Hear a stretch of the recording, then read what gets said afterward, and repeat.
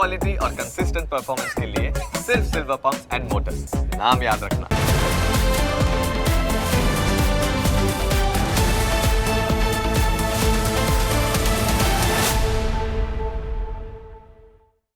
in association with Reliance Smart Bazaar. તમને સ્પર્શતા તમામ સમાચારોની છે અમને ફિકર એટલે જ હું આપના માટે લઈને આવ્યો છું પ્રાઇમ 9 વિથ જીગર. પ્રાઇમ 9 માં આજે ફરી એક વખત વાત અમેરિકામાં રહેતા ગેરકાયદે રીતે રહેતા ભારતીયોની જેમની સ્વદેશ વાપસી થઈ ગઈ છે.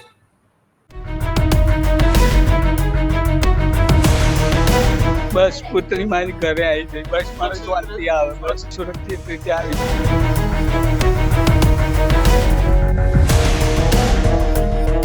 અમૃતસરથી જે ફ્લાઇટ આવી એમાં ગુજરાતી જે રિપોર્ટ કર્યા 33 જણા હતા.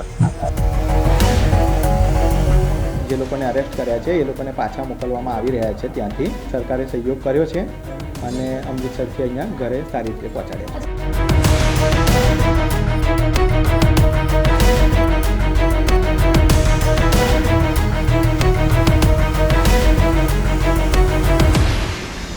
મુદ્દો અમેરિકાનો છે અને ચર્ચા છેલ્લા કેટલાય સમયથી એ થઈ રહી છે કે અમેરિકામાં આ પ્રકારની સ્થિતિ ઊભી થવા પાછળનું કારણ શું છે. લોકો ડરમાં છે, અમેરિકામાં રહેતા લોકો કેવી રીતે રહે છે, તેમની અંદર તેમના મનમાં કેવા કેવા સવાલો અત્યારે ઉદ્ભવી રહ્યા છે તેના વિશે જ ચર્ચા પણ કરવી છે. પણ એ પહેલા અમેરિકન સરકારના આંકડા આપને બતાવી દઈએ. અમેરિકન સરકારના આંકડા પ્રમાણે એપ્રિલ 2024 સુધીમાં 1.30 કરોડ લોકો અમેરિકામાં ગેરકાયદે રીતે રહેતા હતા અને 1.33 કરોડ લોકોને પાછા મોકલવામાં 10 વર્ષ લાગે આવી સ્થિતિ છે અમેરિકામાં રહેતા લોકોની. ગેરકાયદે લોકો જે રહે છે હવે કદાચ આંકડો વધી પણ ગયો હશે. જો 10 વર્ષનો આ ખર્ચો કરવામાં આવે, કારણ કે તમામ ખર્ચ અમેરિકાને જ ભોગવવો પડે અને એ ખર્ચ જાય $968 અબજ. હવે સ્થિતિ એવી છે કે અમેરિકામાં કાયદેસર રહેતા જેટલા ભારતીયો છે એની સંખ્યા કેટલી છે, તો એમાં ગુજરાતીઓ સૌથી વધારે છે. 16 લાખ ગુજરાતી અમેરિકામાં વસવાટ કરે છે અલગ અલગ રાજ્યોમાં. ત્યારબાદ 14 લાખ પંજાબી છે, 12 લાખ તેલુગુ અને 12 લાખ તમિલિયન ભાષા બોલનારા લોકો છે. અને આ લોકોની સંખ્યા સૌથી વધારે છે અમેરિકામાં. પણ સ્થિતિ અત્યારે અમેરિકાની થોડી બગડેલી છે. પેનિક છે, લોકોની અંદર ડર છે કે ક્યાંક અમારો દસ્તાવેજ તપાસ કરશે તો ખ્યાલ આવશે કે અમે ગેરકાયદે અમેરિકામાં વસવાટ કરીએ છીએ તો અમને પાછા સ્વદેશ મોકલી આપશે. ગુજરાતના ઘણા લોકોને મોકલી આપ્યા છે અને એટલે જ આજની આ ચર્ચા પણ કરવી છે. તો આજની આ ચર્ચામાં આપણી સાથે જોડાયા છે મિનેશભાઈ પટેલ, જે પોતે NRI છે અને અમેરિકામાં છેલ્લા કેટલાય વર્ષોથી વસવાટ કરે છે, અને સાથે મિલાભાઈ શાહ, જે વિઝા કન્સલ્ટન્ટ છે અને પોતાનું કામ અમદાવાદથી રહીને કરે છે. સ્થિતિ એવી છે મિનેશભાઈ અને મિલાભાઈ કે અમેરિકામાં અત્યારે જે થઈ રહ્યું છે એની ચર્ચા આખી દુનિયામાં થઈ રહી છે. સૌથી પહેલો સવાલ મિનેશભાઈ આપને કે ભારતીયોને અને ખાસ કરીને ગુજરાતીઓને, ઉત્તર ગુજરાતના ઘણા બધા લોકો હતા જેમને ડિપોર્ટ કરવામાં આવ્યા છે. મારે આપની પાસેથી એ સમજવું છે કે ખરેખર સ્થિતિ અમેરિકાની અત્યારે કયા પ્રકારની છે, જેટલા પણ લોકો ત્યાં વસવાટ કરે છે એ લોકો અત્યારે કેવી રીતે રહે છે અને જે ગેરકાયદે લોકો ગયા હતા એમની સ્થિતિ કેવી છે, વિસ્તારથી આપની પાસેથી સમજવું છે. ગુડ મોર્નિંગ જીગરભાઈ એન્ડ ગુડ મોર્નિંગ મિલાપભાઈ. ખરેખર લોકોમાં એક પેનિક આવી ગયું છે અત્યારે. અહીંયા જે રીતની પરિસ્થિતિ ટ્રમ્પ એડમિનિસ્ટ્રેશન આવ્યું પછી જે એ લોકો એક્શન લેવા માંડ્યા છે અને જે રીતના બધા સ્ટેટમેન્ટ આવે છે ગવર્મેન્ટ તરફથી, ત્યાર પછી થોડુંક પેનિક એવું આવી ગયું છે કે પકડીને બધાને જેલમાં લઈ ગઈને એ લોકોને રિટર્ન કરી દેવાના છે. પણ ખરેખર એટલું ગભરાવા જેવું નથી. ખરેખર લોકો એટલા બધા પેનિકમાં છે કે એ લોકોને એમ કે હવે લઈ જ જવાના, પણ એટલું બધું ગભરાવા જેવું નથી. કારણ કે જે લોકોનું ઇમિગ્રેશનમાં પ્રોબ્લેમ છે, જે લોકોને ક્રિમિનલ બેકગ્રાઉન્ડ છે, જે લોકોએ ખરા કામ કર્યા છે, એ લોકોએ ગભરાવાની જરૂર છે.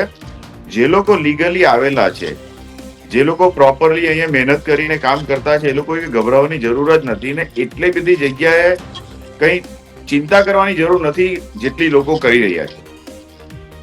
બિલકુલ.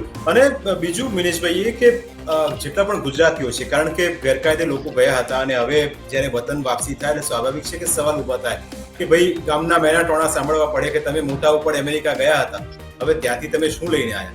બીજું કે 75 લાખ 80 લાખ આજનો જ કિસ્સો આપણે યાદ હશે કે પંજાબનો કિસ્સો છે કે એની પાસે જે વ્યક્તિ હતા એની પાસે 3 વીઘા જમીન હતી, એમાંથી 2 વીઘા વેચી દીધી ને પછી અમેરિકા જતા રહ્યા.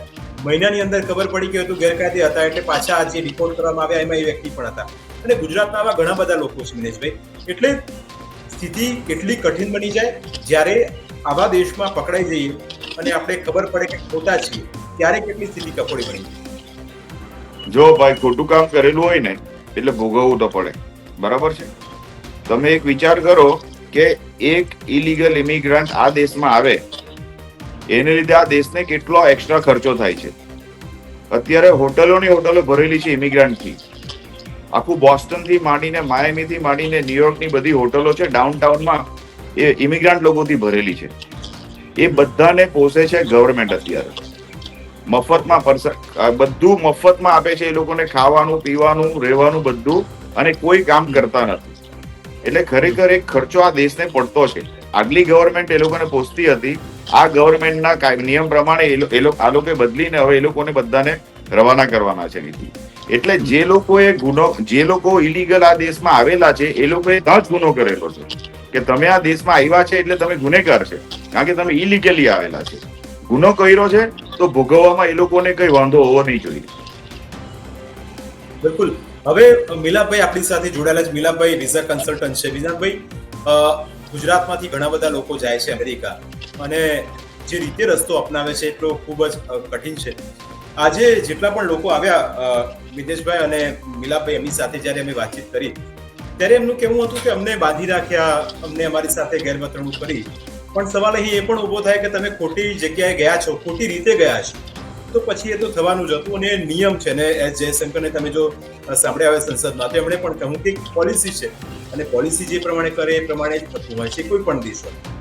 મારે મિલાભાઈ આપની પાસેથી એ સમજવું છે કે જેટલા પણ લોકો જાય છે શા માટે ખોટો રસ્તો પસંદ કરે છે? કેમ એમને એવી જરૂર પડે છે કે એક જણના ભાવે કે મારે જવું છે તો 75 લાખ રૂપિયા થશે, મારે મારી વાઈફ અને દીકરાને લઈને જવું છે તો 1.25 કરોડ રૂપિયા થશે?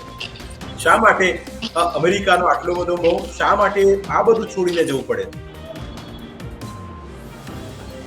એકચ્યુઅલી આમાં એવું છે કે જે પણ લોકોને જવું છે એ અહીંયા કંઈ કામ નથી કરતા, જે લોકો અહીંયા તકલીફમાં છે અને એમની જોડે પ્રોપર્ટી છે પણ પ્રોપર્ટીની અગેન્સ્ટમાં એમને ત્યાં જવું છે, વેચીને પણ જવું છે, ત્યાં ઇઝી મની કમાવા છે, પૈસા કમાવા છે, જલ્દી કરોડપતિ બનવું છે, એના માટે એ લોકોને ઘેલછા છે. પણ એમનો પસ્તાવો જ્યારે પણ આવું કંઈ થાય છે ત્યારે એ ખૂબ પસ્તાતા હોય છે.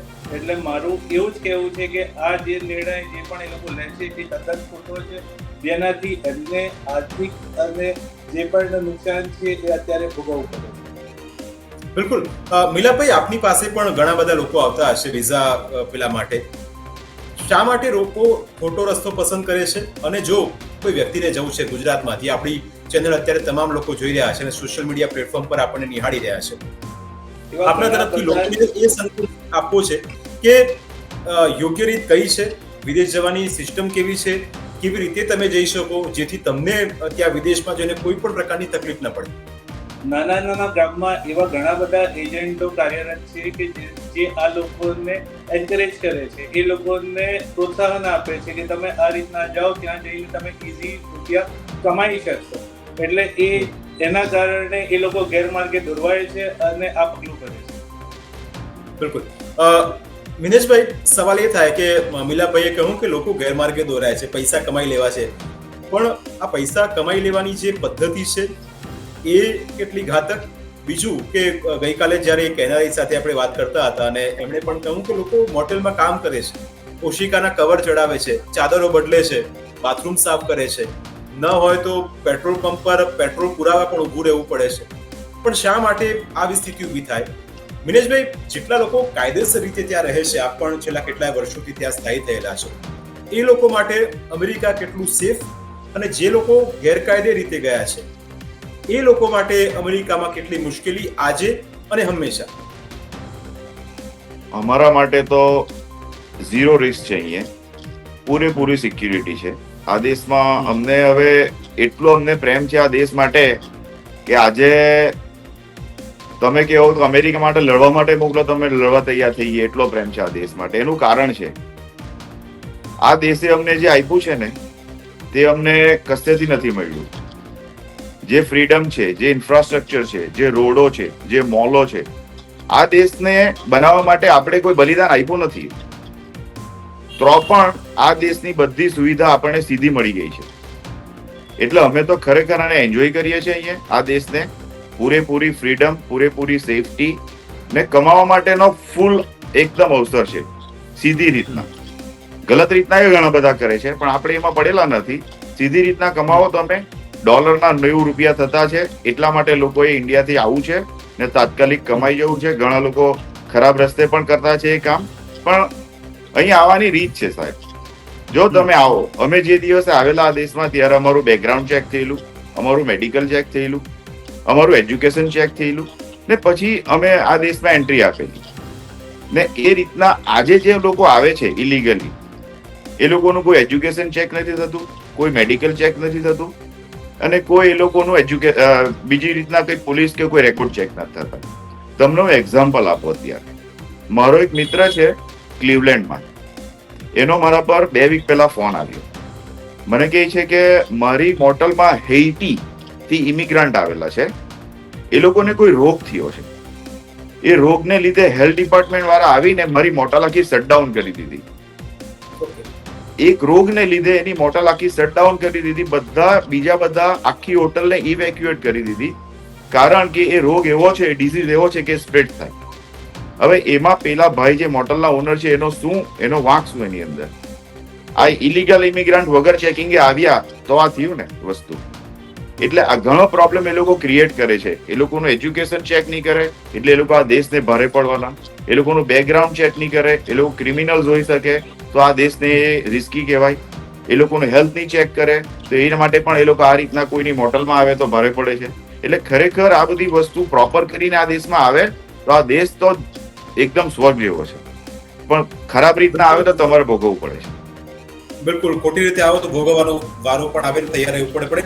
એક સમય દેવો છે નાનકડા બ્રેકનો. બ્રેક બાદ એ ચર્ચા કરીશું કે અમેરિકામાં જેટલા પણ લોકો આવે છે એમાં સૌથી વધારે ગુજરાતીઓ છે. 16 લાખ જેટલા ગુજરાતીઓ અમેરિકામાં અલગ અલગ રાજ્યોમાં વસવાટ કરે છે. પણ આ 16 લાખમાંથી કેટલા કાયદેસર છે અને કેટલા ગેરકાયદે, એના વિશે ચર્ચા કરીશું એક નાનકડા બ્રેક બાદ.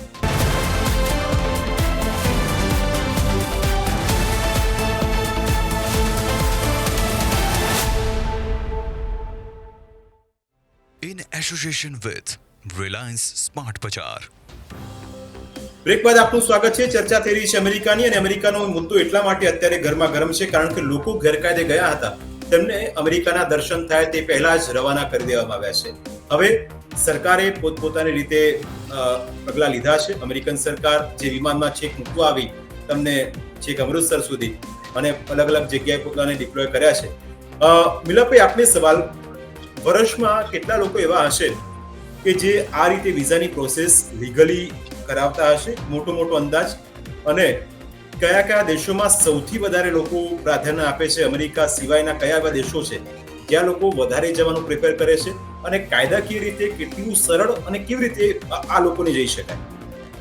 સૌથી વધારે જે પણ સ્ટુડન્ટ વિઝા પર લોકો જઈ રહ્યા છે, સેકન્ડ કેટેગરીમાં આવે છે વર્ક પરમિટ અને થર્ડ કેટેગરીમાં આવે છે PR.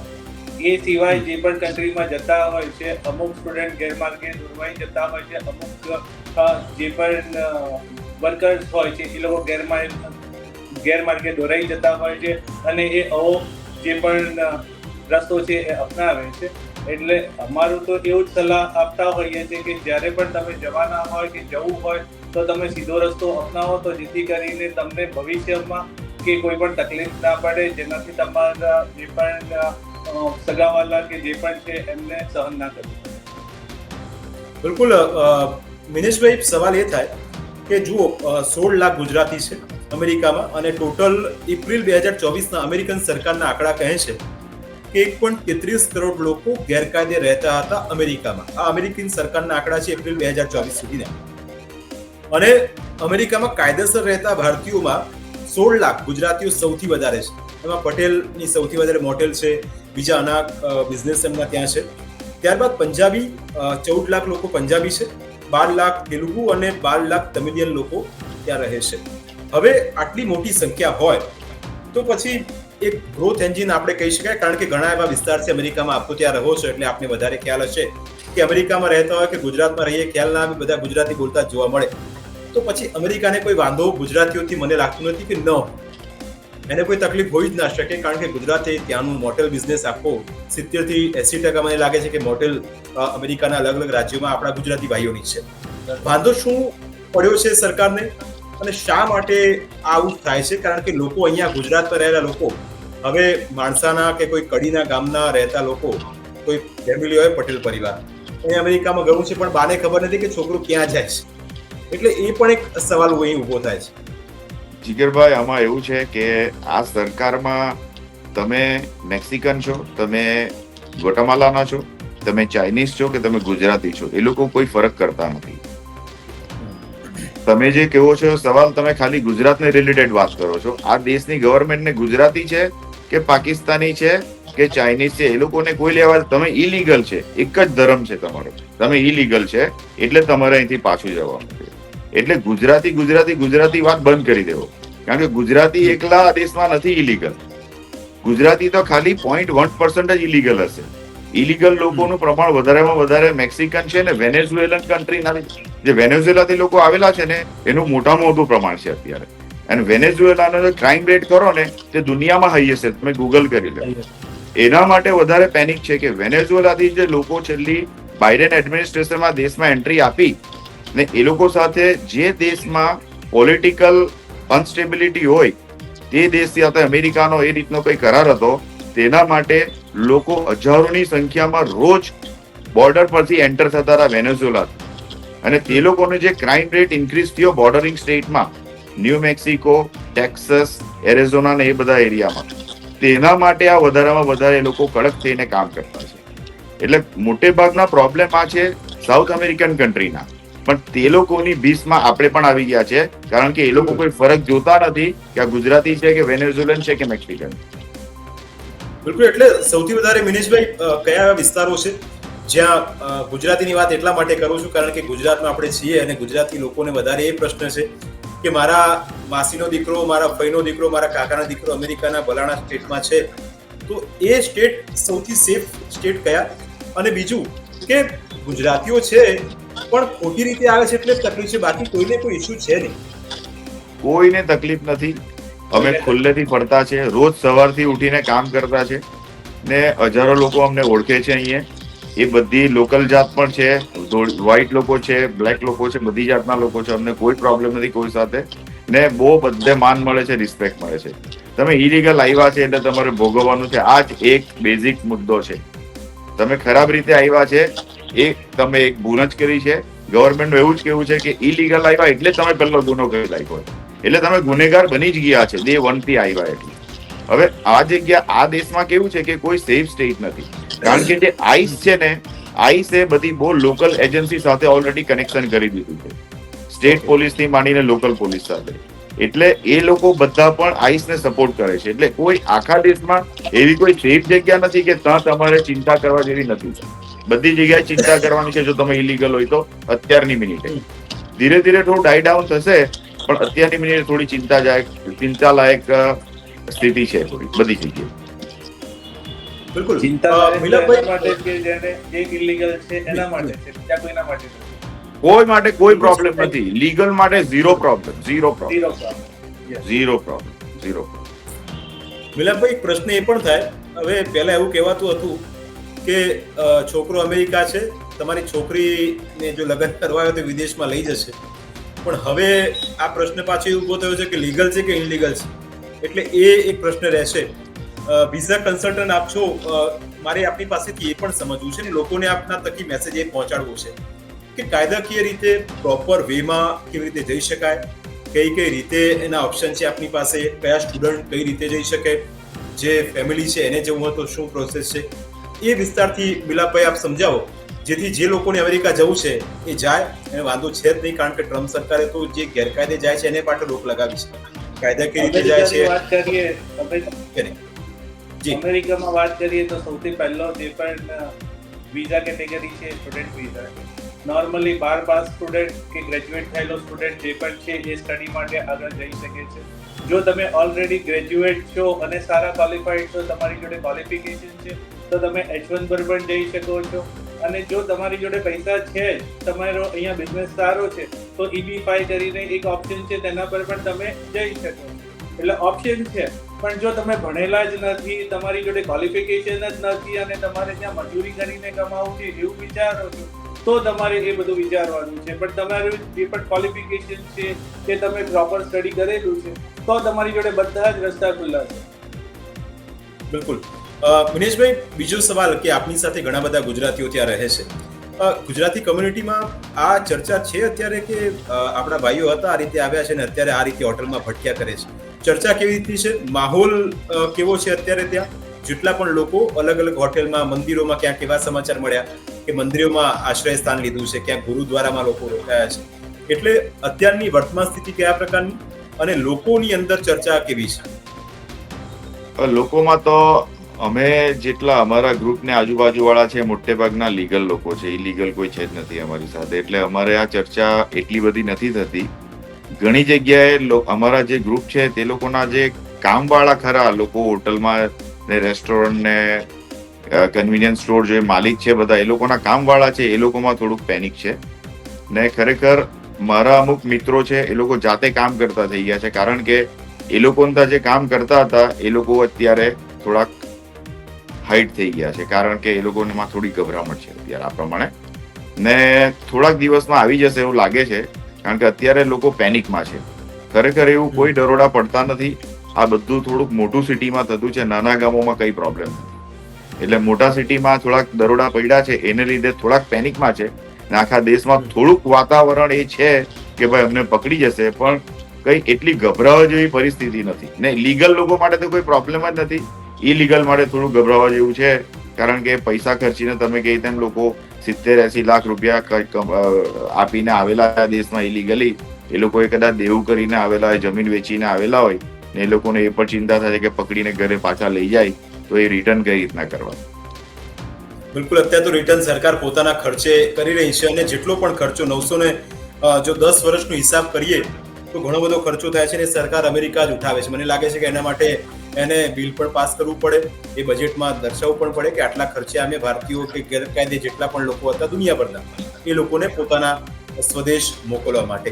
સમય થયો છે ફરી એક નાનકડા બ્રેકનો. બ્રેક બાદ એ ચર્ચા કરીશું, મિલાપભાઈ સાથે ચર્ચા કરીશું કે અમેરિકામાં જવું હોય તો અત્યારે ઇનલીગલ 75 લાખ રૂપિયાનો ભાવ બોલાય છે. પતિ પત્ની અને આખું પેકેજ જો દીકરા સાથેનું હોય તો 1.25 કરોડ. પણ જો તમે લીગલ જાઓ છો તો કેટલો ખર્ચ થાય, વિઝા પાછળ કેટલો ખર્ચ થાય, ત્યાંની પ્રોસેસ શું છે, તે વિશે ચર્ચા કરીશું, કારણ કે તમામના મનમાં આ સવાલ છે કે પૈસા કેટલા થાય અમેરિકા જવા માટેના. સમય થયો છે બ્રેકનો. બ્રેક બાદ પાછા ફરીશું.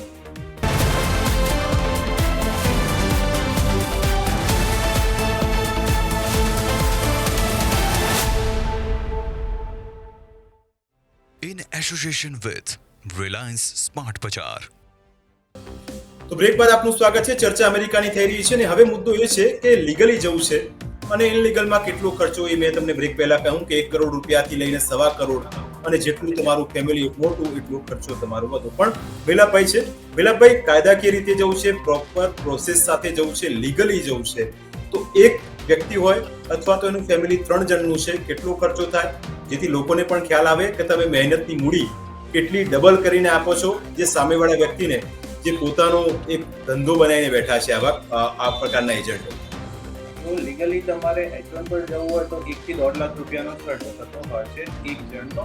અને જો તમે સ્ટુડન્ટ વિઝા પર જવું હોય તો તમારે 1 વર્ષની જે પણ ટ્યુશન ફી છે એ યુનિવર્સિટીને અરાઉન્ડ $20,000 થી લઈ અને $25,000 $40,000 જેટલી થતી હોય છે આ 1 વર્ષનો. જો તમારો બેચલરનો પ્રોગ્રામ હોય તો 4 વર્ષનો પ્રોગ્રામ હોય છે અને માસ્ટર્સ જે પણ છે એ 2 વર્ષનો હોય છે. એટલે મોટા મોટું આપણે જોવા જઈએ તો $80,000 એક્સપેન્સ છે. પણ જેને ભણવા જવું છે, જેને લીગલી જવું છે, એના માટે આ બધી વસ્તુ.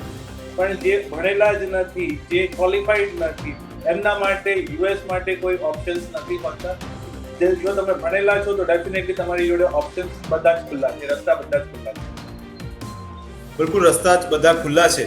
અને હવે આશા રાખીએ કે જેટલા પણ આપણા ગુજરાતી ભાઈ બહેનો છે એ ડરે નહીં અને અહીંયા સ્વદેશમાં એટલે કે ભારતમાં રહેતા, ગુજરાતમાં રહેતા લોકો ડરે નહીં, કારણ કે મિતેશભાઈએ પણ કહ્યું, મનીષભાઈએ, કે સરસ મજાની ત્યાં વ્યવસ્થા છે, કોઈ તકલીફ છે નહીં, ખાલી એક પેનિક છે. અને કેટલાક લોકો, ત્યાંના પત્રકારો પણ કહે છે કે 1-2 મહિનાની અંદર બધું સેટ થઈ જશે. આશા રાખીએ કે સેટ થઈ જાય, પણ આપણા ભાઈઓ ખોટી રીતે ત્યાં સેટ ન થાય એ તમામની જવાબદારી રહેશે. આ બંને અમારી સાથે ચર્ચામાં જોડાયા, આપનો ખૂબ ખૂબ આભાર. Thank you. તમારી વિશેષ રજૂઆતમાં અત્યારે બસ આટલું જ. ફરી મળીશું આપને સ્પર્શતા મુદ્દા સાથે. ત્યાં સુધી રજા આપશો. નમસ્કાર.